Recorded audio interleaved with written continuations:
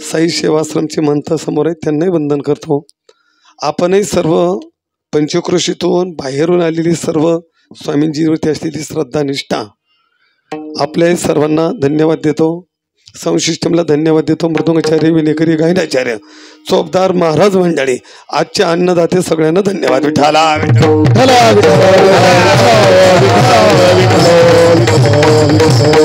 हो, वारकरी संप्रदायाचा तसा एक पहिला अलिखित नियम आहे. कार्याला प्रारंभ करत असताना ते देवाच्या नामाने करावं. आणि देवाच्या नामाने जर सुरुवात झाली, हाती घेतलेलं कार्य पूर्णत्वाला जा, असं ज्ञानोबरायांचं मत. म्हणून आरंभी आवडे आदरी आली हे आवडे आदरे आले नामा आरंभी आवडी आदरी आली आवडे आदरे आले नामा तेरी जगी झाली पूर्ण कामा श्रद्धा जगे झाले पूर्ण कामा तेरी जगी झाली पूर्ण कामा सगळा जगे झाले पूर्ण कामा राम कृष्ण गोविंद गोपाल राम कृष्ण गोविंद गोपाल राम कृष्ण गोविंद गोपाल राम कृष्ण गोविंद गोपाल आरंभी आमरी आमरी आली नामा तेने सगळं सिद्धी जगी झाले पूर्ण कामा तेने सगळं सिद्धी जगी झाले पूर्ण कामा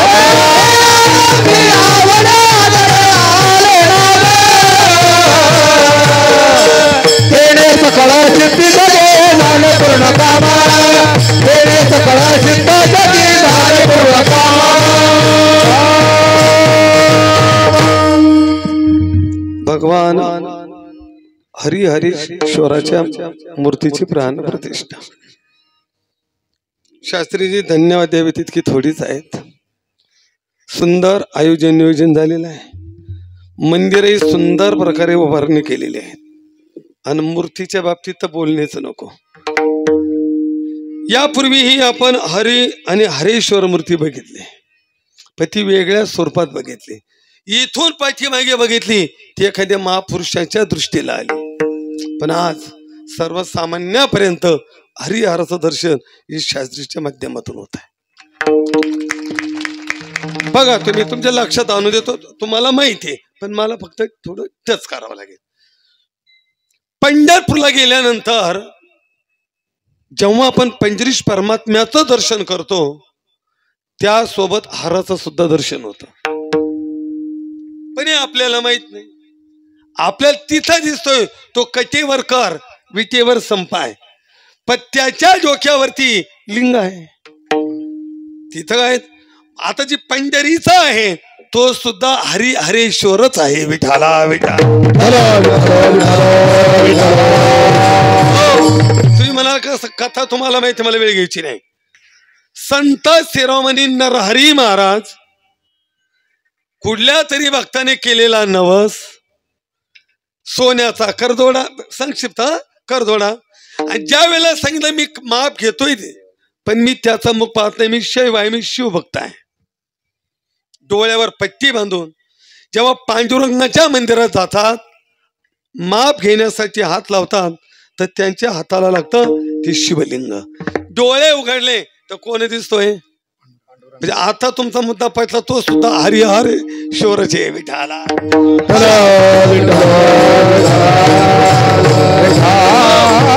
2 नंबर नामदेव महाराजांनी संकल्प केला. कोणी? नामदेव महाराजांनी. देवा माझा संकल्प आहे, मी पंढरपूर सोडून कुठे जाण्यासाठी तयार नाही. तर सांगितलं नामदेवा, ज्ञानोबराय तुझ्या संगतीची अपेक्षा करताय, तीर्थावळी बघून घ्या. जेव्हा ज्ञानोबराय काशीला गेले, नामदेव महाराज नाहीत गेले, उभे बाहेर विश्वनाथाच्या. पण जेव्हा नामदेव महाराजांनी उभे असताना ज्ञानोबरायांनी भगवान शिवाच्या लिंगावर मस्तक ठेवल्याबरोबर लिंगातून विश्वनाथ प्रगट झाले आणि ज्ञानोबाचा हात धरला. ज्ञानोबाचा हात प्रेमे धरी विश्वनाथ. जेव्हा विश्वनाथ हात धरतात, पण नामदेव महाराजांना दर्शन झालं ते भगवान पंजरीश परमात्म्याचं. विचारलं ज्ञानोबा हा विश्वनाथ का विठ्ठल आहे? मग सांगितलं दोन्ही एकच आहे. विठ्ठला विठ्ठला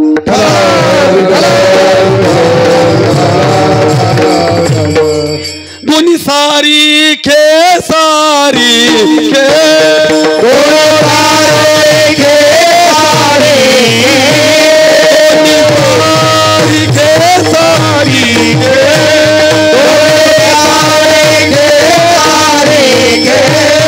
विश्वनाथ विठ्ठल सखे विश्वनाथ विठ्ठल विश्वनाथ विठ्ठल विश्वनाथ विठ्ठल थोडे सारे सारी विश्वनाथ विठ्ठल सखे विश्वनाथ विठ्ठल सखे विश्वनाथ विठ्ठल सखे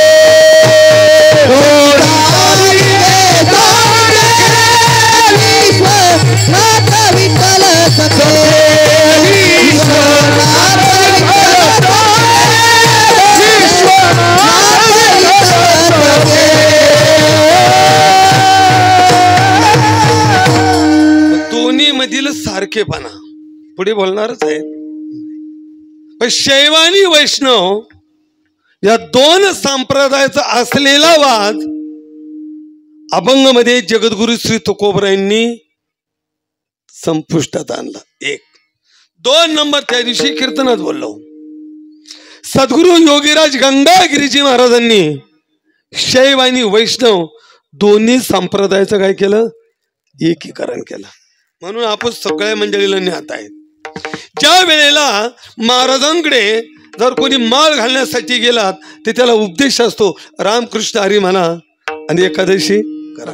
पण अष्टमीला जेव्हा होम होतो त्यावेळेला कानामध्ये बीज मंत्र दिला जातो, तोही पंचाक्षरी ओम नमो शिवाय विठ्ठला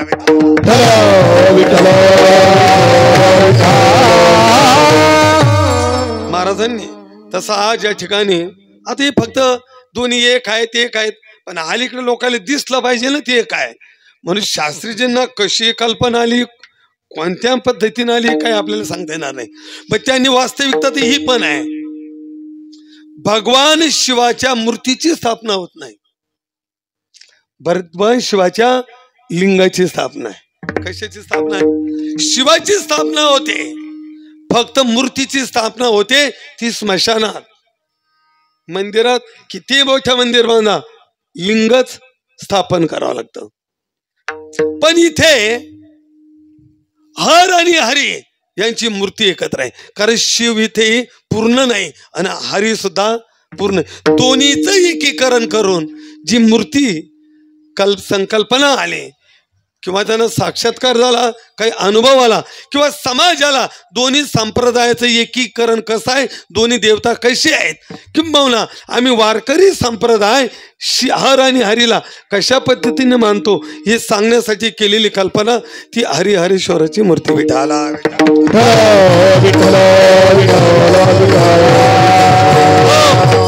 चला 5 देवता प्रामुख्याने मानलेले आहेत. गणेश, सूर्य, शक्ती, विष्णू आणि शिव ही 5 मुख्य दैवत आहे. तसे अनेक दैवत आहे, पण वारकरी संप्रदायामध्ये विशेषत्वाने या 2 दैवताला हर आणि हरेश्वर दोघांना मानलेलं आहे. अभंग भरपूर आहे आपल्याकडे, तशी ऐका. हर आणि हरेश्वर. जसं एखाद्या मुलीचं लग्न झालं आणि मुलगी सासरला जाते, सासरला गेल्यानंतर मग स्वयंपाक फक्त पतीपुरता करते का? नाही, स्वयंपाक सगळ्यांचा करते. कपडे फक्त पतीचे धुते का? नाही, सगळ्यांचे धुते. भांडे पतीचे धुते का? स्वयंपाक सगळ्यांचा करते, कपडे सगळ्यांचे धुते, भांडे सगळ्यांचे घासते, पण रम्मान मात्र पतीश होते. तसे वारकरी संप्रदाय 33 कोटी देवांना मानतात, पररंबन मात्र एकच होतात. विठाला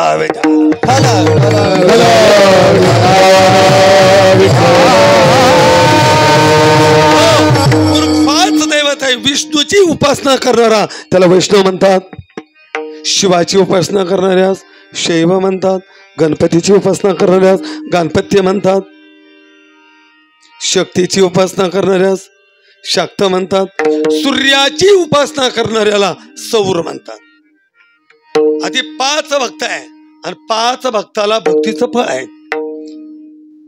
गणपती बुद्धीची देवता आहे, विद्येची देवता आहे. बुद्धी पाहिजे, विद्या पाहिजे तर गणेश उपासना आहे. ज्याला आरोग्य पाहिजे त्याने सूर्य उपासना आहे. ज्याला धन पाहिजे त्याने शक्तीची उपासना आहे. ज्याला वैकुंठ पाहिजे त्याला विष्णूची उपासना आहे. आणि ज्याला कैलास पाहिजे त्यासाठी शिवाची उपासना आहे. पण पंचायत नाहीत. पण त्यामध्ये प्रामुख्याने हे 2 देव विशेषत्वाने म्हणजे हर आणि हरे. आता या नावामध्ये साम्य आहे आणि प्रत्येक क्रियेमध्ये त्यांच्या साम्य आहेत. तसं साम्य पण आहे आणि वैषम्य पण आहे. विठाला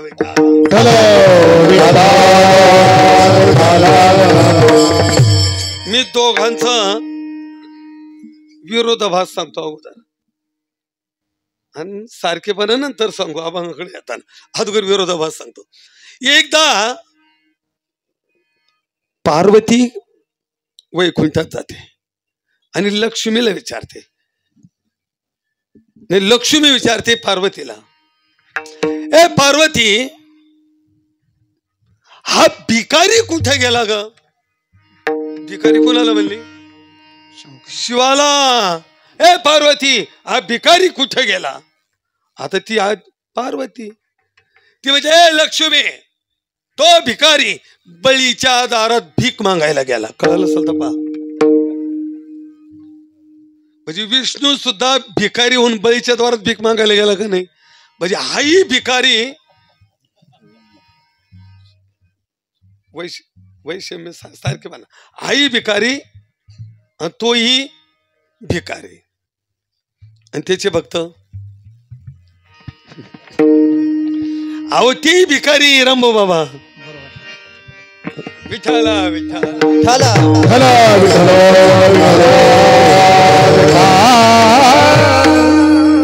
ठाकलो से द्वारी उभाया चक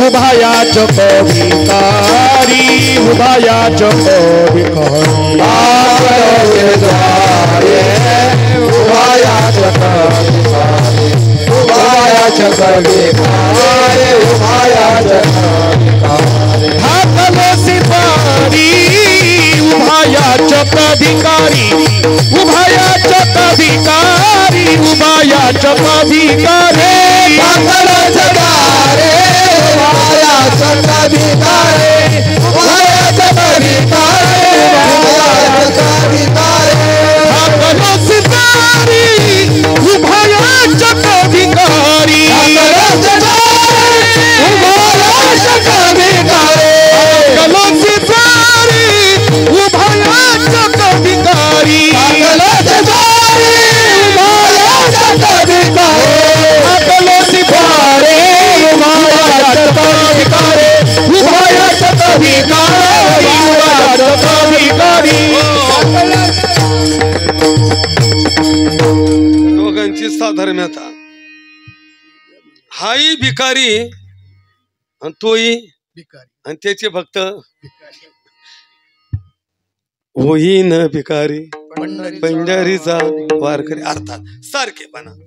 असं म्हटल्यावर लक्ष्मी म्हटली अगं तो नाही तो नाही तो नाही.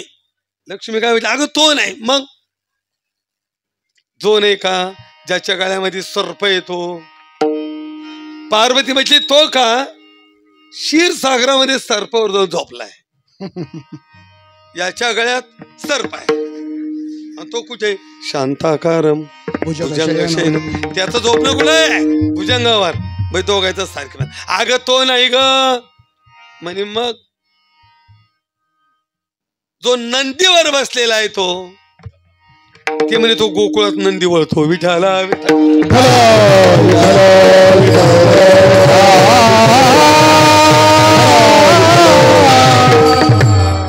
दोघांची सारखेपणा सांगतो, सारखेपणा दोघांचा. आई सासरवाडीला राहतो आणि तोही सासरवाडीलाच राहतो. शंकर कुठे सासरवाडीला, आणि विष्णू लक्ष्मी कुणाची मुलगी आहे? समुद्राची. आणि भगवान विष्णू कुठे शयन करतात? क्षीरसागरामध्ये. म्हणजे कुठे येते आता? सासरवाडीला. पार्वती कुणाची मुलगी आहे? हिमालयाची. भोले बाबा कुठं राहतात? म्हणजे आई सासरवाडीला तोही सासरवाडीला. मग तुमच्या गावात एखादा सासरवाडीला आला असेल तुम तरी काय बिघडलं? काय बिघडलं तुमचं? हे सासरवाडीला राहतात, बरोबर आहे का नाही? म्हणजे दोघांची आई सासरवाडीला, तोही सासरवाडीला, सारखेपणा. इतकंच नाही, हा त्याचा भजन करतो आणि हा याचा पूजन करतो. हरी हरी हरी मंत्र हा शिवाचा, मनती देवाचा दया मोक्ष, मनती देवाचा दया मोक्ष. हे भजन करे मारे, भजन करे मारे, भजन करे महादेव, भजन करे महादेव. राम पूजे सदा सेवा, राम पूजे सदा सेवा. भजन करे महादेव, भजन करे महादेव. राम पूजे सदा शिव, राम पूजे सदा शिव. भजन करे महादेव, भजन करे महादेव.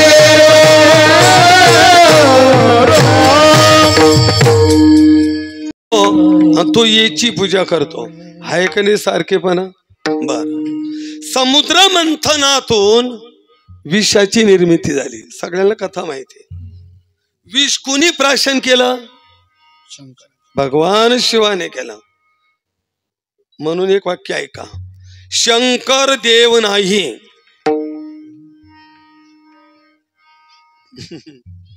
शंकर देव नाही. शास्त्रीला सकाळी विचारशील हा नमुना आणला होता कुठून? मग देव नाही, तो महादेव आहे. तो कोण आहे? महादेव आहे. तो मोठा देव आहे. अमृत पितो त्याला देव म्हणावं आणि विष पचवतो त्याला महादेव म्हणावं. विठाला विठाला.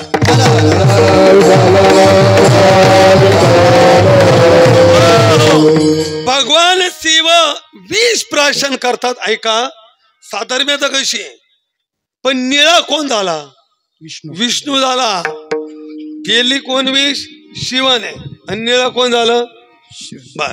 आता मला सांगा, विष्णू राहतो क्षीरसागरात, क्षीरसागरात. आणि कर्पूर गौर कोण होतो? भगवान शिव. ही दोघांची साधर्म्यता. विठाला विठाला.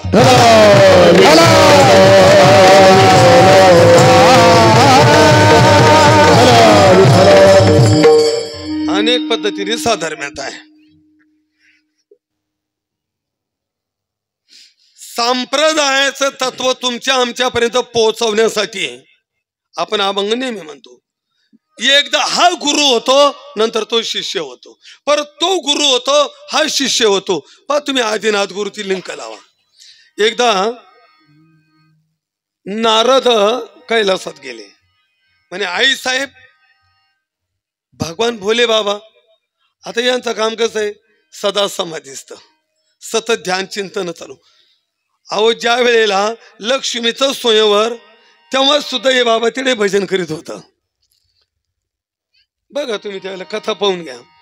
म्हणे ते ध्यानस्थ बसले. म्हणे बरं बरं. म्हणे नारद महर्षी, तुम्ही जर आमच्याकडे येण्याचं बंद केलं. म्हणे आई, सांसारिक माणसं खरं बोलत नाही, त्याच्यामुळे आम्ही येत नाही. म्हणे नाही, माझे भोले बाबा तसे नाही. म्हणे आई, तुम्ही लय भोळे आहे. म्हणजे कशावरून मला सांगा. तर भगवान बाबा भोळे नाही, भोळे तुम्ही म्हणतात ना, मग त्यांच्या गळ्यामध्ये जी रुंड माळ आहे ही कसली तुम्हाला सांगितली का? आता नारदानच सांगावर कोणाला पटू नाही सांगा. पटलं हो पार्वतीला. पार्वती रुसली. भगवान बोले बाबा ध्यानातून बाहेर आले. अरे पार्वती रुसली. पार्वती का रुसली? मला बोलू नका. मग झालंय काय? तुम्ही भोळे नाही, तुम्ही कपटी आहात. म्हणजे का? तुमच्या गळ्यामध्ये जी रुंड माळ आहे ती मला कधी सांगितलेली कसली? लक्षात आलं शिवाच्या. ते म्हणे बरोबर इथं नारद आले होते का? म्हणे हो. मग बरोबर.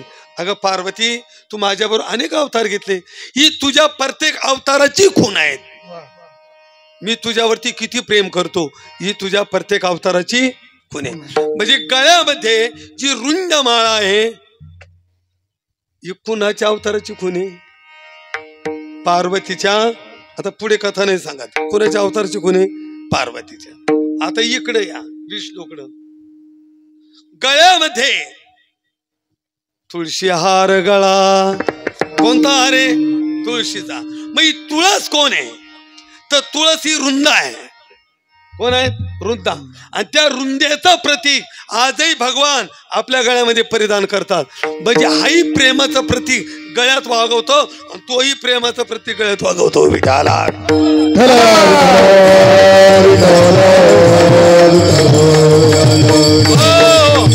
पुढे बोलू.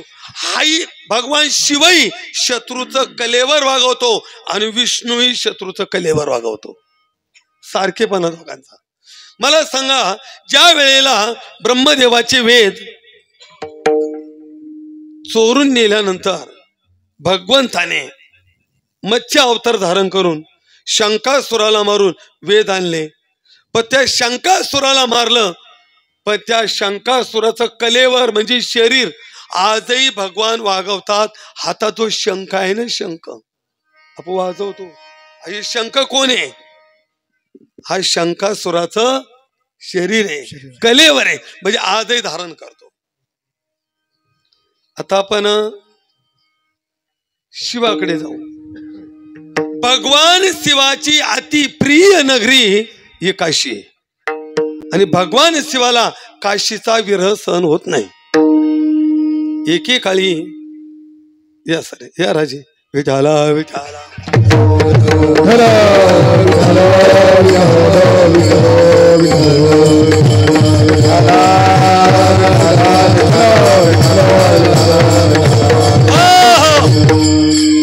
भगवान शिवाला काशीचा विरह सहन होत नाही.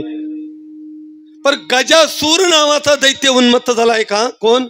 गजासूर. या गजासुराने काशीवरती चढाई केले. भगवान शिवाला क्रोध अनावर झाला. त्रिशूळ घेतला आणि गजासुराच्या छातीमध्ये त्रिशूळ मारला आणि गजासुराचं वरती उचलला. त्यावेळेला गजासुर हसू लागला. भगवान शिव म्हटले तू मरतोय ना हसतोय? म्हटले नाही शिवा, तू युद्धाला आला पण विजय तुझा की माझा? शिव म्हणे तू मरणार आहे, मी मारणार आहे, विजय माझा. म्हटले अजिबात नाही. सांग राजा श्रेष्ठ का सिंहासन श्रेष्ठ? सिंहासन श्रेष्ठ का राजाच्या डोक्यावरचा मुकुट श्रेष्ठ? मुकुट श्रेष्ठ का वर असलेले छत्र श्रेष्ठ? तू या काशीचा राजा आहे आणि मी तुझ्या डोक्यावर छत्र आहे. आता मग भगवान शिव म्हटले ठीक आहे मान्य. हा भोळाच बाबा, ठीक आहे मान्य. मग तुझी इच्छा काय? मी मरणार आहे पण माझ्या पूर्ण अवयवाचा वापर तुम्ही केला पाहिजे. मग आता ही कथा अजून एक कथा शिरते. ज्या वेळेला पार्वतीने एक मानस पुत्र तयार करून कुठे ठेवला? रक्षपाळ म्हणून. त्याचं नाव आहे गणपती. आता गणपती नाव नंतर पडला, तो खरा मानस पुत्र आहे. आता ते तमसगिराने दिला बाजूला नेऊन, तो तिने अंगाचा मळ काढला म्हणे. आता मला सांगा पार्वतीच्या अंगावर इतका मोठा मळ असेल का गणपती तयार होईल एवढा? आता काय असं अर्थात जाऊ द्या. आणि मग त्यावेळेला भगवान शिवाने त्या मानस पुत्राचं शीर उडवलं आणि शीर उडवल्यानंतर त्यावेळेला पार्वती क्रोधायमान झाली. मग शिवाने तिला सांगितलं सांग तुला काय हवंय? म्हटले माझ्या मुलाला पहिला तुमच्या गणांचा पती बनवा म्हणजे मालक बनवा. म्हणून त्याला पहिला बनवला गणपती आणि माझ्या मुलाला परत सजीवंत करा. मग आठवण आली गजासुराचं शिर उडवलेलं. मग त्या गजासुराचं शिर त्या झाडाला लावलं म्हणून त्याचं नाव आहे नाव काय झालं? गजानन. मग भगवान शिवाने त्या शिराचा वापर त्या मानस पुत्राला केला आणि त्या गजासुराचं चर्म काढलं, आपल्या भाषेत चमडं काढलं आणि ते आजही भगवान परिधान करतात. गज चर्म व्याघ्रांबर, गज चर्म व्याघ्रांबर, गज चर्म व्याघ्रांबर,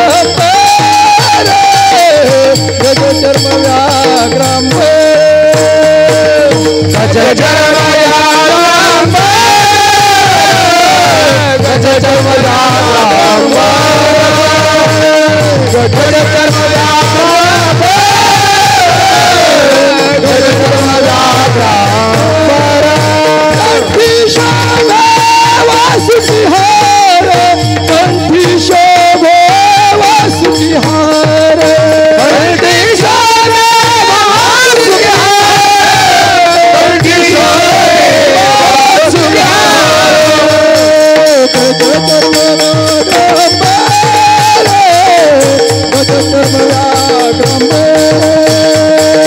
गज चर्म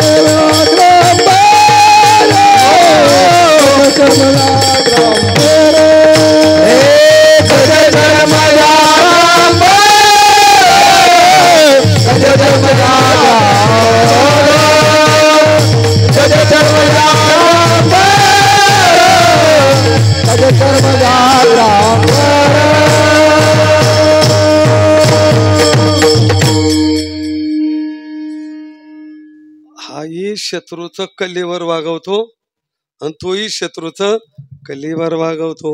म्हणून दोन्ही देवामध्ये अंतर नाही, दोन्ही देवामध्ये भेद नाही.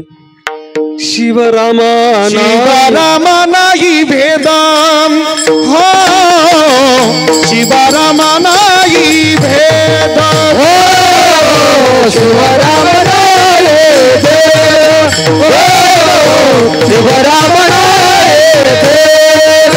ऐसे देव तेगी सिद्ध, ऐसे देव तेगी सिद्ध, भजन करी महादेव, हो भजन करी महादेव. ऐक्य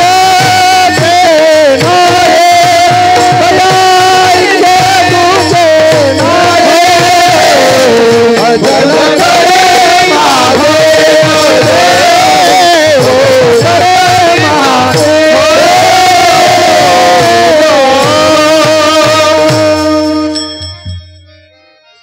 बोलले तेच बरोबर आहे. शिवरामा नाही भेद, आयशे तीही देव सिद्ध. विठ्ठला विठ्ठला विठ्ठला दोघांमध्ये भेद संभवत नाही, भेद मानू नये आणि भेद नाही. विठ्ठला विठ्ठला अंतर भेद मानला तर तुकोबरायाचे आधपतन होईल. शंकर आणि विष्णू हे दोन मानले, अंतर मानला, भेद मानला तर अधपतन भक्ताचं झाल्याशिवाय राहणार आहे. तुम्हाला जरी वाटत असं आम्ही भक्ती करतो, पण जर तुम्ही काही वेगळ्या दृष्टीने बघितलं तर अधपतन तुकोबरा म्हणतात. विष्णुसी भजाला शिवा दुरावीला, विष्णुसी भजाला शिवा दुरावीला, हो अधपात झाला तयारा, हो अधपात झाला तयारा. भजाला शिवा दुरावाला, विष्णुसी भजाला शिवा दुरावाला, अधपात झाला तयारा, अधपात झाला तयारा. विष्णूशी भजला शिव दुरावाला, विष्णूची पूजा करतो शिवाची निंदा केली तरी अधपतन झालं. कारण दोघांमध्ये सारखेपणा आहे, दोघांमध्ये भेद संभवत नाहीये. ऐका, हर आणि हरी दोन्ही शब्दामध्ये हरण धातू आहे. हर भक्ताचं चित्त हरण करतो, और भक्तांचे दोष हरण करतो, और भक्तांचं पाप हरण करतो. बरोबर. हरी तीच क्रिया आहे. भक्तांचे दोष हरण करतो, भक्तांचं पाप हरण करतो आणि भक्ताचं चित्त हरण करतो. म्हणजे नावात सुद्धा फारसा अंतर नाही. म्हणून हर आणि हरी यामध्ये भेद करू नका आणि वाद घालू नका. अभंगाचा पहिल्याच्या हरिहर भेद भेद हरिहर भेद हरिहर भेद हरिहर भेद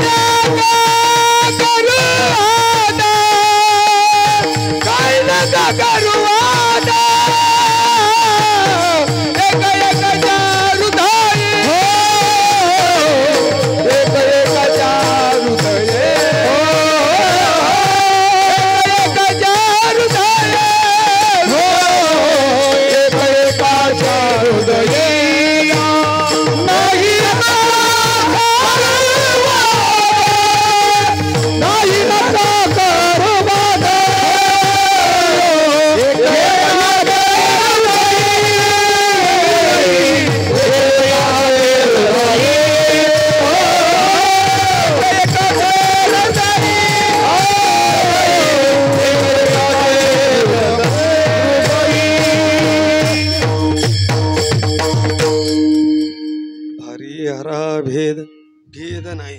आणि भेद करू नका. आणि भेद कराल तर अधपतन होईल. किंवा तुकोबरायांचं शास्त्री महाराज एक प्रमाणे, तुम्ही वैष्णवात ना मग एकादशी करता, पण एकादशीच तुम्हाला सोमवार सुद्धा करावा लागतो. आणि महाराज म्हटले एकादशी आणि सोमवार जे करत नसल तो बी कोणत्या गतीला जाईल हे सांगता येत नाही. एकादशी सोमवार व्रत जे न करती कोण त्यांची गती काय. अर्थात सारखे बना. पण जर चिंतन करत गेला तर दोघांमध्ये विरोधाभास बी खूप आहे बरं का. विरोधाभास सुद्धा लय. बघा, भोले बाबाचा वास स्मशानात, तो कुठे राहिला? स्मशानी राहिला. कुठे वाशे? स्मशानात. आणि विष्णूचा मंदिरात. आता भोले बाबाकडे पाहिलं, चित्ता भस्म, काय अंगाला? भस्म. भस्म उटी रुंड भस्म उटी रुंड माळा माळा भस्म उटी रुंड माळा माळा भस्म उटी रुंड माळा भस्म उटी रुंड हाती त्रिशूळ नेत्री ज्वाळा हाती त्रिशूळ नेत्री ज्वाळा ज्वाळा गज चर्म व्याघ्रांबर गज चर्म व्याघ्रांबर हात त्रिशूळ हात त्रिशूळ गज चर्म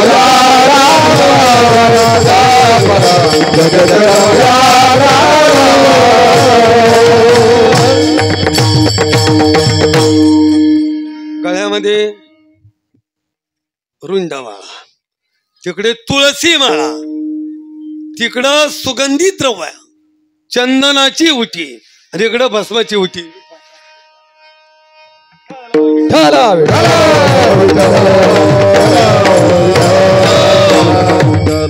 आता इकडे पहा, गळा, वासुकी, हार. गळ्यात काय? वासुकी हार सर्पाचा हार आहे. म्हणून एक विनोदाने सांगितलं जातं, ज्या वेळेला समुद्र मंथन झालं आणि प्रत्येक देव लक्ष्मीसाठी लाईनीत उभे राहिले म्हणतात. भोले बाबा होते.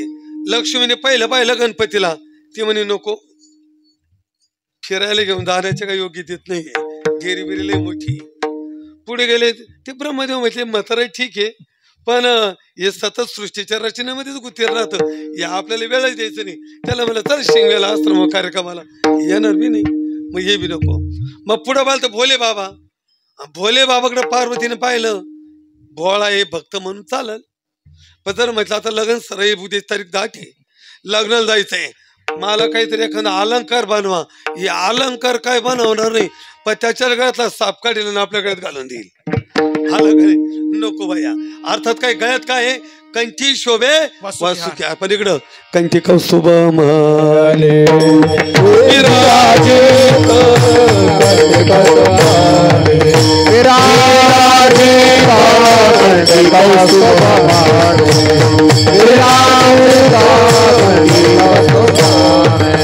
मकर कुंभनी तळमती कमानी कंठी कौस्तुभमानी विराजित कंठी कौस्तुभमानी विराजित मंडला तपत श्रवण कंठी कौस्तुभमानी विराजित कंठी कौस्तुभमानी विराजित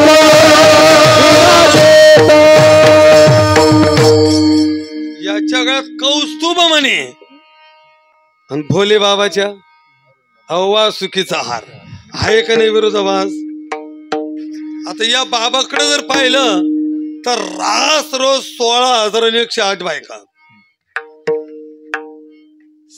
संतांना यमक न जुळल्यामुळे हात सोडून दिल्या. पहा ना तुम्ही भीमा तिरी एक वसविले नगर भीमा एक वसविले नगर त्याचे नाव पंढरपूर रे त्याचे नाव पंढरपूर रे येथील मुखाशी 4 भुज त्याशी येथील मुखाशी 4 भुज त्याशी पहिला 16,000 रे पहिला 16,000 फक्त मुद्दा इथे पहिला 16,000 कुठे गेल्या यमकच जुळलं नाही सोडून द्यावं लागलं. या बाबाला एकच कोण पार्वती एक चोरून केली ती बी त्याच्यात लपून ठेवली लपून त्याच्यामध्ये आणि मग ती बी नारदाने कळ लावली डोक्यात लपून ठेवली ती गौतमाच्या निमित्ताने ती खाली उतरवली गोदावरी गंगा विठाला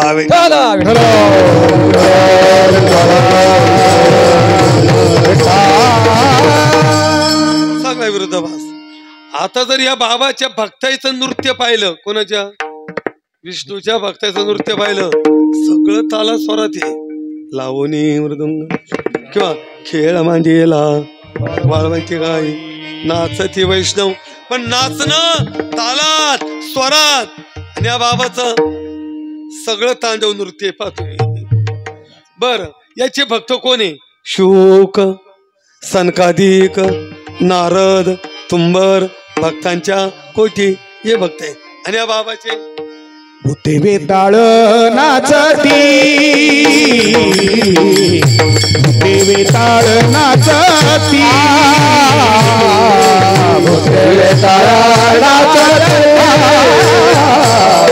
भूते वेताळ नाचती हर्षयुक्त उमापती हर्षयुक्त उमापती उमापती गज चर्म व्याघ्रंबर ओ गज चर्म व्याघ्रंबर हर्षयुक्त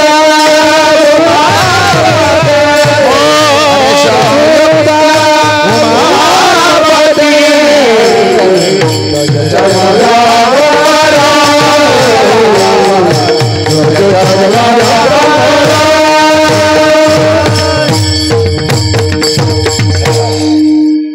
भोले बाबाचे भक्त भूते व्यताळ ही सगळे विरुद्धभास सगळा विरुद्धभास. जाऊ दे एकच सांगतो शेवटचा भगवान भोले बाबा अतिशय भोळा आहे आणि हा अतिशय चतुर आहे. भोले बाबा कसं आहे किती भोळा आहे हा किती चतुर एक एका वाक्यात सांगतो. त्या रावणानं सीतेचं अपहरण केलं हा इतका चतुर आहे माकडांची मदत घेतली माणसाची नाही घेतली बर का, कोणाची घेतली? माकडाची का घेतली? काही कारण माहिती का? कारण युद्धाला जायचं होतं लंकेमध्ये, चतुर किती, लंका होती सोन्याची, माणसं नेले असते तर युद्ध करायच्या ऐवजी सोनच तोडीत बसले असते. म्हणजे हा इतका चतुर आहे की त्याने माकडाची मदत घेतली, रावणाला मारला, पत्नीला घेऊन आला.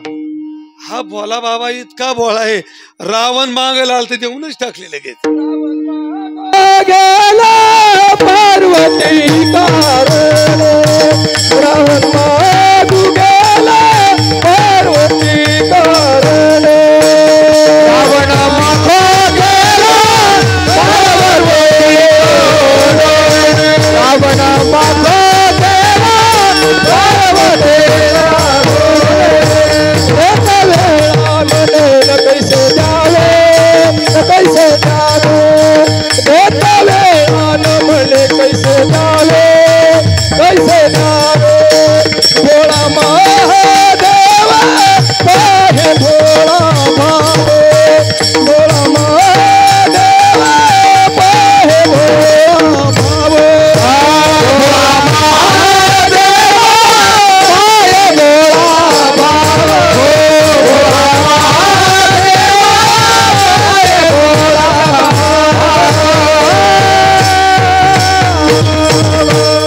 हा इतका भोळा आहे. नारद लंकेमध्ये गेले, रावणाने विचारलं नारदाला, म्हणजे नारद महर्षी तुमचं तिन्ही लोकांमध्ये गमन असतं म्हणे हो. मग माझ्या वैभवात कमी काय?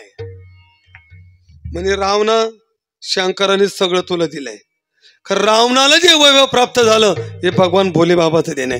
पहा भाग्य रावणाचे तया देणे शंकराचे, 80,000 ज्याच्या कांता मंदोरनी पतिव्रत. मोठा अभंग पाहून घ्या. हे कोणी दिलं? रावणाला जे दिलंय शंकराने दिलं. म्हटले रावणा भगवान भोले बाबानं सगळं दिलं बाबा, तुला पत्न्या भरपूर आहे, सुंदर आहे, पण तुझ्या वैभवाला शोभाला अशी तुला पत्नी नाहीये. ते नारदच म्हणजे मिळालं कुठं? म्हणजे जाय कैलासात, त्या गोसायला इतकी सुंदर बायको कशाला पाहिजे? रावणालाही पटलं, निघाला रावण. रावण निघाल्यावर रावणाच्या मातोश्री नित्य नेमाने सप्त धातूच्या सप्तपीठाचं लिंग बनवून त्याचे ध्यान करत असायच्या. पण ते ध्यानच असताना कोणतरी लिंग फेकून दिलं आणि ते नेमाला कडक होत्या, रावणाचे नेम कडक होते. आता जोपर्यंत लिंग मिळत नाही तोपर्यंत पाण्याचा घोट सुद्धा घेणार नाही. तो संकल्प धरून रावणाच्या मातोश्रीने धरल्यानंतर रावणाने सांगितलं, आई घाबरू नकोस, आता समुद्रात गेलेले लिंग मिळणार नाही, मी कैलासात चाललो, भगवान शिवाचं लिंग घेऊन येतो. रावण गेला कैलासात. दरबार भरलेला आहे, भोले बाबा आई साहेब पार्वती माता बसलेले आहेत. बर रावणाने काय केलं? भोले बाबाला प्रसन्न करायचं आहे, एक शिर तोडला, एक हात तोडला, नसा काढल्या, शिरा काढल्या, त्याचा तंबोरा बनवला आणि शिवरंजनी नावाचा राग गायला. म्हणून पहिला शिवरंजनी नावाचा राग हा रावणाने गायलेला आहे. आणि शिवरंजनी नावाच्या रागाने भगवान शिव जलद प्रसन्न होतात. विठाला आता हा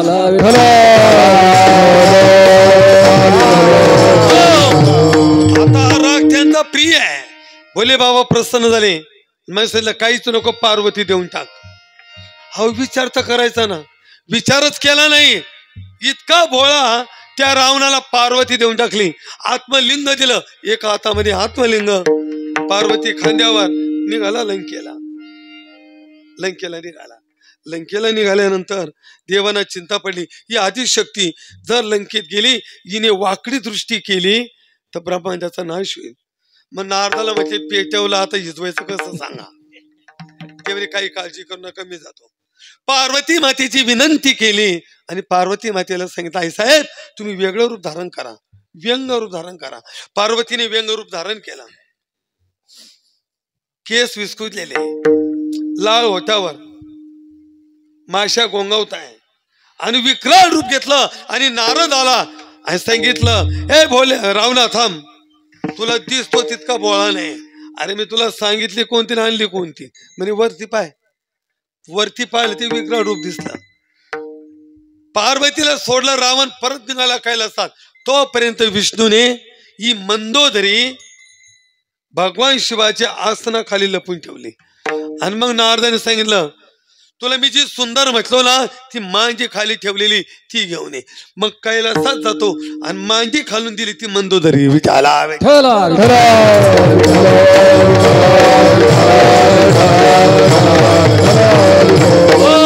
हा इतका बोळा आहे म्हणून आपल्या ते किती प्रमाण आहे. शिव भोळा चक्रवर्ती कैलाशीचा देव भोळा चक्रवर्ती त्रिभुवनी उदार भोळा राजा शिवशंकर भोला राजा शिवशंकर भोला राजा शिवशंकर त्रिभुवनी उदार भोला राजा शिवशंकर भोला राजा शिवशंकर भोला राजा शिवशंकर त्रिभुवनी उदार भोला राजा शिवशंकर भोला राजा शिवशंकर भोला राजा शिवशंकर भोला शिवशंकर भोला राजा शिवशंकर भोला राजा शिवशंकर. इतकं भोळ आहे. चोर चोरी करायला आला. याच मंदिर जुनाट आणि जंगलात होत. चोराची उंची माझ्या इतकीच होती आणि घंटावरती बांधलेला होता. त्यांनी प्रयत्न केला पण हात काय पुराणा. हे चोर पिंडीवर उभं राहिलं आणि घंटा चोरून घेऊन गेला. हा म्हणे आतापर्यंत सगळ्या भक्तांनी कोणी बेल चढवला, कोणी गंगाजल चढवलं, कोणी पंचामृत चढवलं, कोणी फुलं चढवली, कोणी माथा चढवला. हा भक्त बसले किती भाग्यवान, याने पूर्ण शरीरच माझ्या डोक्यावर चढवलं तरी त्याचा उद्धार केला. चोरे पिंडी दिला पाव तया पूजने. हा इतका बोळ आहे.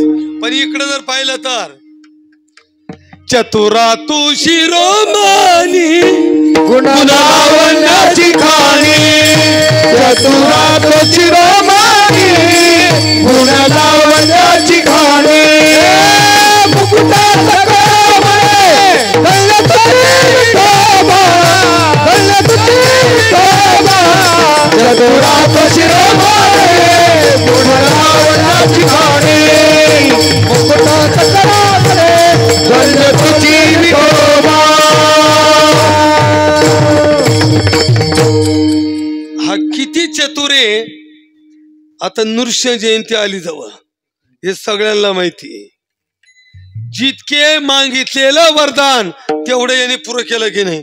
हा इतका चतुर आहे. म्हणून चतुराच्या राया, कारण अनेक चतुर झाले आपल्या महाराष्ट्रात भारतात, अनेक चतुर झाले. त्यात पहिला नंबर लागतो बिरबलचा. कोणाचा नंबर आहे? साधं वाक्य आहे का? बिरबल.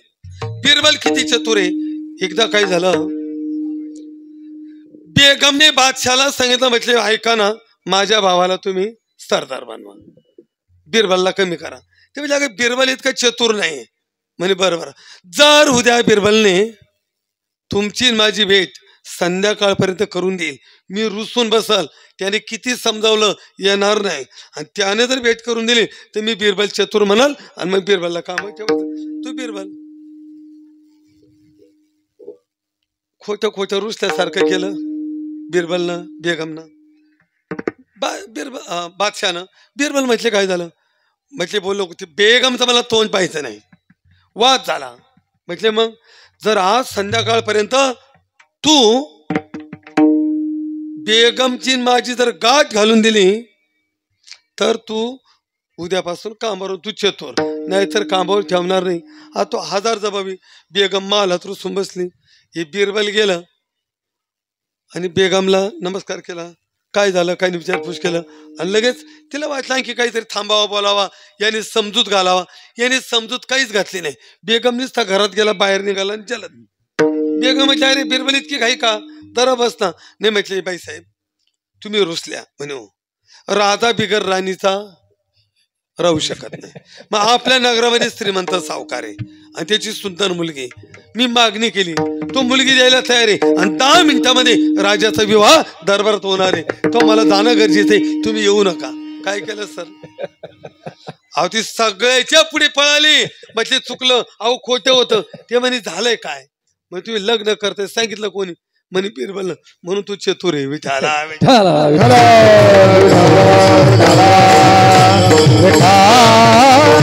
तुम्ही सगळे सुज्ञानी तज्ञ एवढंच डोकं लावा, जर बिरबल इतका चतुर आहे तर बिरबलला चतुरही देणार तो किती चतुर असेल. देव चतुर देव चतुर देव चतुर देव चतुर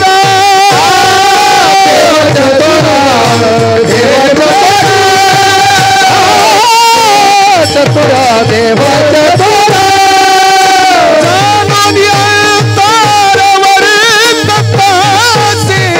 जाणून अंतर वर्ततासे देव चतुर देव चतुर देव चतुर देव चतुर जाणून अंतर वर्ततासे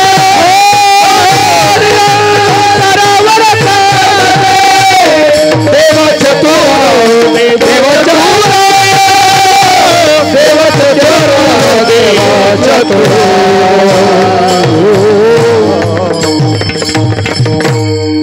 अर्थात विरोधाभासही भरपूर आहे आणि सारखेपणा भरपूर आहे, पण तुकोबर आहे म्हणतात यांच्यामध्ये सारखेपणा आहे. मग तो सारखेपणा कशा पद्धतीने? जसं गोडी आणि साखर हे जसं भिन्न नाही तसं हरी आणि हर हे दोन्ही भिन्न नाही. अभंगाचं दुसरं चरण. एकाचे हृदये ओ एकाचे हृदये हृदये हृदये एकाचे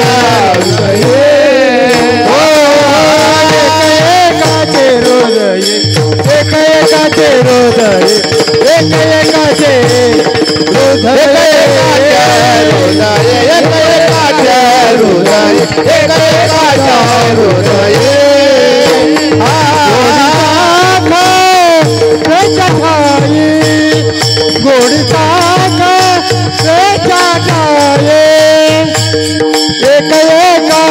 हृदय ओ एकाचे हृदय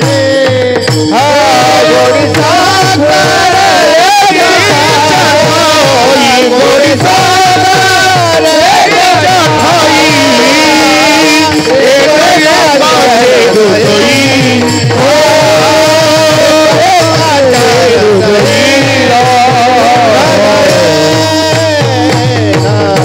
महाराजांनी दृष्टांत दिला साखर आणि गोडी. उदाहरण, एखादा मुलगा दुकानात गेला, सांगितलं ओ दुकानदार काका अर्धा किलो गोडी द्या आणि अर्धा किलो साखर द्या. देता येईल का? अरे साखर म्हणजेच गोडी आणि गोडी म्हणजे तसं हरी म्हणजेच हर आणि हर म्हणजेच हरी. विठाला विठाला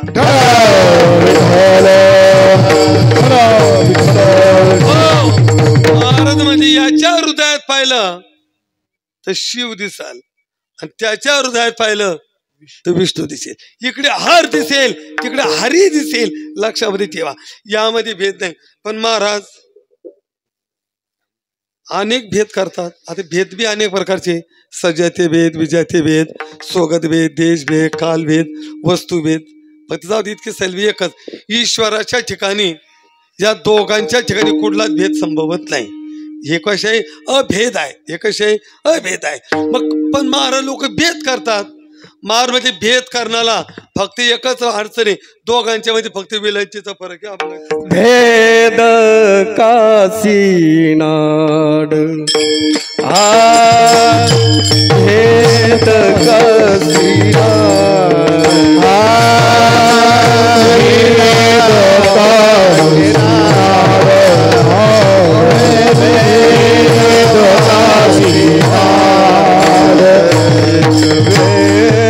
लांटीचा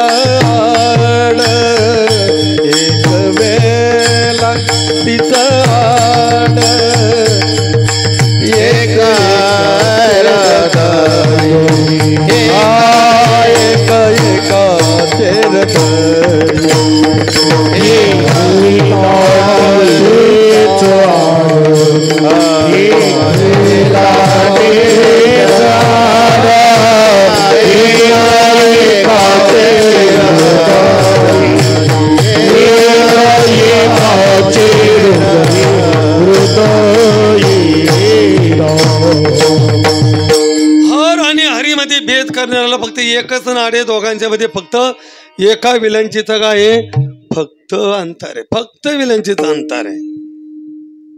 आता संत महापुरुषांची समाजाला समजून सांगण्याची थोडी प्रक्रिया सांगतो मी, सोप्यात सोपं करून सांगतो. जर व्यवहारातला एक दृष्टांत सिद्धांताने नाही समजला तर परत व्यवहारातील दुसरा दृष्टांत देऊन संत महापुरुष समाजापुढे सिद्धांत ठेवतात. आपल्याकडे असे कितीतरी अभंग आहे. आता उदाहरण बघा, ज्ञानो अश्रद्धानम पुरुष धर्म संशय तरम परंतप या श्लोकावर चिंतन करताना ज्ञानोबरांनी एका शब्द करताना व्यवहारातील किती ओव्या सांगितल्या ऐका. पहिली सली पाय पा दूध पवित्र आणि गोड, ओवी पाचे. आता हे नाही कळालं, दुसरी ओवी दिली का कमलकंद आणि दरदुरी नांद नको एकच. आता हे नाही कळालं, तिसरी ओवी दिली का निदैवाच्या परिवारी लोया रुतल्या आहे ती. आणि मग म्हटले तैसा हृदयामध्ये मी, फक्त एका टोका करताना तैसा हृदयामध्ये मी रामू हे सांगवण्यासाठी व्यवहारातील 3 ओव्यामध्ये 3 दृष्टांत दिले. पण इतकंही करून तर समाजाच्या गळी उतरला नसल, परत पुढची ओवी खर्च केली आणि एका ओवीमध्ये 2 दृष्टांत दिले. पा बहु मुर्गजळ देखुनी डोळा, थुंकी जे गिळता अमृताचा गळाळा. बर, तोडीला परिसुभान दिला काळा शुक्तिका लाभे लाभे. म्हणजे दृष्टांत किती दिले 2. आता ज्ञानोबरांची जी पद्धती, तुकोबरांची तीच पद्धती, नाथ बाबाची तीच पद्धती, नामदेव महाराजांची तीच पद्धती. विठाला विठाला. नामदेव महाराज सांगतो ऐका, मला वाटतं नाथाचं पक्षी अंगणी आणि ते का गुंतवून या. आता तुम्ही संसारात कसं राहा एवढंच मुद्दा सांगायचा आहे. मग व्यवहारातले दृष्टांत दिले, जसे पक्षी अंगणात उतरतात येतात जातात तसे राहा. वस्ती कर वस्ती आला प्रातःकाळी उठून निघाल सांगितलं. आता बघा तुकोबरायांची तीच पद्धती, कन्या सासुऱ्याशी मागे परतून तैसे झाले माझ्या जीवात तसं झालं तुझ्या भेटी करता एवढ्या मुद्द्या करता 3 दृष्टांत दिले की नाही. कन्या सासुऱ्याशी जाय, चुकली या माय, जीवना वेगळी मासोळी, 3 दृष्टांत.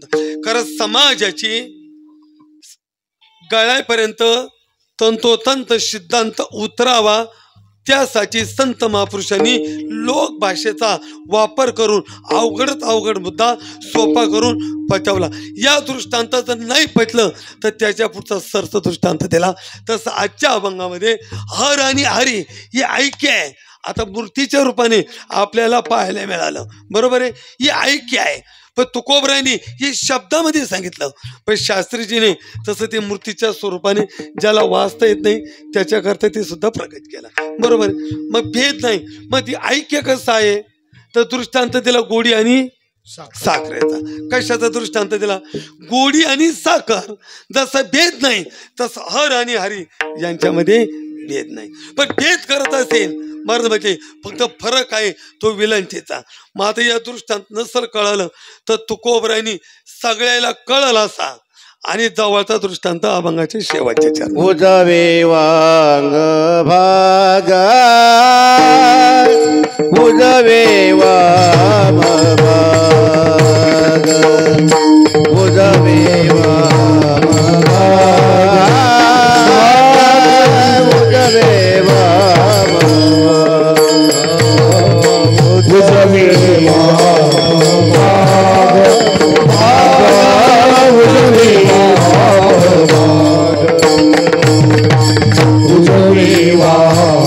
भाग उजवे उजवे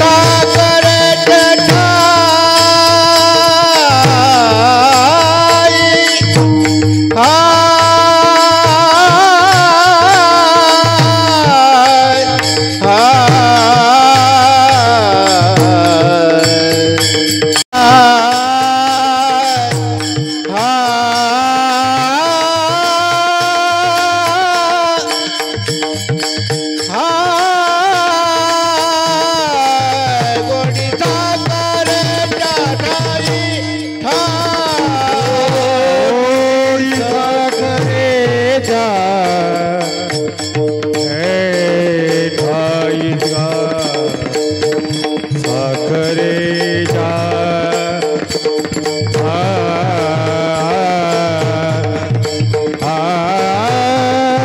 गोडी गोडी साखरेच्या साखरेच्या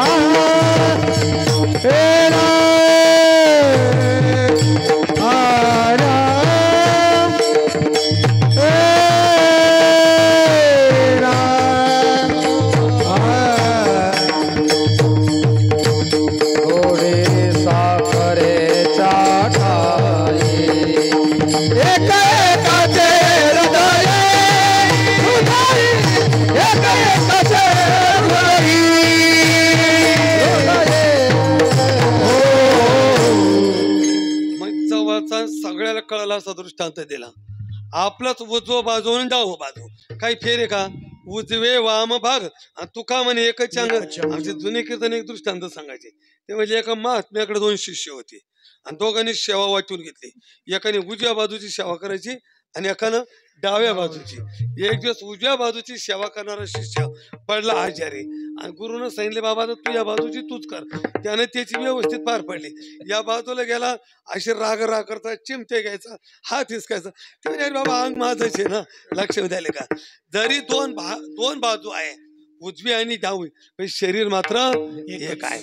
तसं 2 डोळे एक दृष्टी 2 पाय एक चालणं 2 होठ एक शब्द. तसं हर आणि हरी नाव 2 पण अंग मात्र एक. विठोबा रखुमाई विठोबा रखुमाई विठोबा रखुमाई विठोबा रखुमाई विठोबा रखुमाई विठोबा रखुमाई विठोबा रखुमाई विठोबा रखुमाई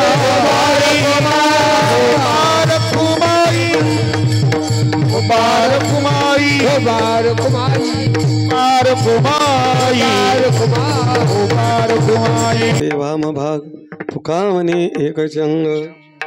उजवी बाजू आणि डावी बाजू शरीर जसं एक आहे तसं हर आणि हरे हे एक आहे. आणि प्रत्यक्षीकरण मूर्तीच्या रूपाने शास्त्रीजींच्या माध्यमातून महापुरुषांच्या कृपाशीर्वादाने श्री क्षेत्र शिंगवे या गावात होत आहे. खरं तर जर विचार केलात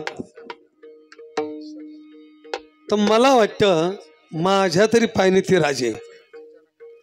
हर आणि हरी फक्त आपण कीर्तनात बोलत गेलो शब्दात पायात गेलो पण हर आणि हरी प्रत्यक्षात एकत्र मूर्ती मला वाटतं महाराष्ट्रातली देशातली पुढची नाही सांगता यायची पण महाराष्ट्रातली तरी पहिली मूर्ती आहे का दोन्हीच एकीकरण. अशी मूर्ती आतापर्यंत कुठं मंदिरही झालं नाही आणि अशी मूर्ती बी कोणी निर्माण केलेली कोणाला कल्पना आली नाही आणि कोणी ती घडवली नाही.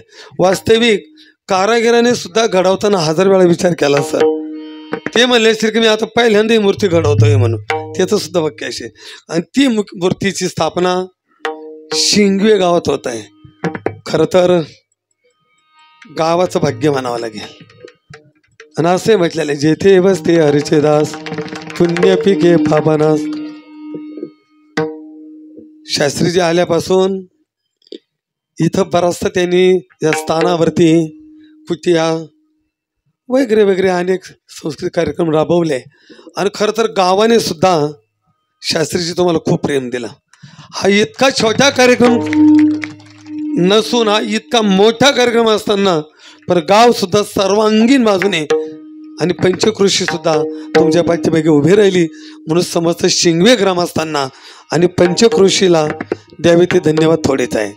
आता तसं विशेषत्वाने थोडी मगशी चर्चा मी बोललो माऊली म्हणलं बाबा कारण इकडे कीर्तन करणं कथा करणं हे जे कार्यक्रमाच्या माध्यमातून समजा एखादा कीर्तनकार महाराज करू शकतो पण आबाच्या बाबतीमध्ये आता खरं विद्यापीठामध्ये शास्त्रीची पदवी परिधान करून सुद्धा अजून त्यांनी जॅकेट घातलं नाही. कळलं असेल तर पहा तुम्हाला जॅकेट आहेत का. आता आम्ही कोणाला शास्त्रीची म्हणायला लागलो तुम्हाला नाही म्हणत बरं का खेळ नाही तर राजे ते पण त्यांनी जॅकेट नाही घातलेला. नावापुढे शास्त्री पद स्वतःला ते पदव्या कुठून मिळते मला माहिती नाही, यांची पदवी मला माहिती कुठून विद्यालयातली ऐका. पण तरी संस्कृतचा गाढा अभ्यास, 2-5 कीर्तन मी ज्या वेळेला शास्त्रीची जे ऐकले, पण ते कीर्तन सगळे समाजाच्या डोक्यावरची जायचे आणि ते म्हणजे आपण इथे खाली बोलणार नाही लक्षात. म्हणून अर्थात कुठली बाजू नसतानाही त्यांनी सांगितलं काय होतं ते हरिहर पाहून घेईल, पण कार्यक्रमाची रूपरेषा कुठेही कमी पडू द्यायची नाही, काही कमी नाही. आणि त्यांनी सांगितलं मला शिंगवेकर आणि पंचकृषी भक्कमपणाने पाठीमागे माझ्या उभी आहेत, म्हणून उभी राहतील आणि हाती घेतलेलं कार्य शास्त्रीची जी संकल्पना आहे ही सगळ्यांच्या माध्यमातून. फक्त आता एक विनंती आहे, आता तुमची कोण कमिटी असेल या कमिटीनं एकत्र येऊन रोजची चर्चा नाही ना, गावाने काय ना मग गावातून काय ना एकत्र येऊन आणि चर्चा विनिमय करून जे जे अपूर्ण असेल ते पूर्णत्वाला नेण्याकरता सगळ्यांनी पाठीमागं राहावं. खर्च मोठा आहे, मंडप मोठा आहे, कार्यक्रम भव्य दिव्य आहे. त्यांनी आता ती गादा फेकून दिलेली आहेत वरती आणि आता ती झेलायचं काम शिंगवानी परिसरात आहे आणि निश्चितपणे हा गोदावरीचा किनारा आहे आणि गोदावरीच्या किनाऱ्याला सद्गुरू गोविंदगिरीजी महाराज असेल, गंगागिरीजी महाराज असेल, रामदासजी बाबा असेल, या महापुरुषांचा या परिसराने चांगल्या पद्धतीने सांभाळ केलेला आहे आणि तो हा परिसर या महापुरुषांच्या कृपेला पात्र झालेला आहे. अशा पवित्र भूमीमध्ये हरिहराची स्थापना होत आहे, हे आपल्यासाठी परमभाग्य. मी जादा बोलतो त्या दिवशी बोललो, आज एकच शब्द बोलतो. जसं कार्तिक महिन्यामध्ये कृतिका नक्षत्रावरती कार्तिक स्वामीचं दर्शन आणि कार्तिक स्वामीचं मंदिर विरळगत आहे, फक्त जवळ एक पुनतांब्याला आहे आणि ते बी कार्तिक महिन्यामध्येच उघडतं एकच दिवस. जसं हजारो लोक दर्शनाला येतात तर एक दिवस ज्या वेळेला या सोशल मीडियाच्या माध्यमातून हरी आणि हर हे एकच मंदिर फक्त शिंगव्याला आहे, तर त्यावेळेला सुद्धा तीच गर्दी मला लक्षात घ्या. थोडा कालावधी जाणार आहे. म्हणून अशा सुंदर भक्तिमय वातावरणामध्ये पहिल्या दिवसाची सेवा शास्त्रीजींनी माझ्याकडे दिली. तसं मी काही विद्वान नाही, मी फक्त हरिहर या शब्दावर थोडा साम्यता आणि दोन्हीमधली अंतर थोडा बोलण्याचा प्रयत्न केलेला आहे. झालेली सेवा हरिहर भगवंताच्या चरणी सद्गुरू योगीराज गंगागिरीजी महाराज, सद्गुरू ब्रह्मलीन मत नारायणगिरीजी महाराज, स्वामीजी, शास्त्रीजी आपण सर्व वारकरी भजनी मंडळाच्या चरणी समर्पित करून सेवेला पूर्णविराम. करविले ते शे केले गजगज, वाकडे केले त्या देवदानी. ज्ञानेश्वर माऊली, ज्ञानराज माऊली, ज्ञानेश्वर माऊली, ज्ञानराज माऊली, माऊली ज्ञानेश्वर माऊली, ज्ञानराज माऊली, ज्ञानेश्वर माऊली, ज्ञानराज. विठ्ठल जय जय विठ्ठल, विठ्ठल जय जय विठ्ठल. धन्य धन्य निवृत्ती देवा काय महिमा वर्णावा, शिवे अवतार धरून केली योग समाधी त्र्यंबक शिखरी माझे शोभे ब्रह्म.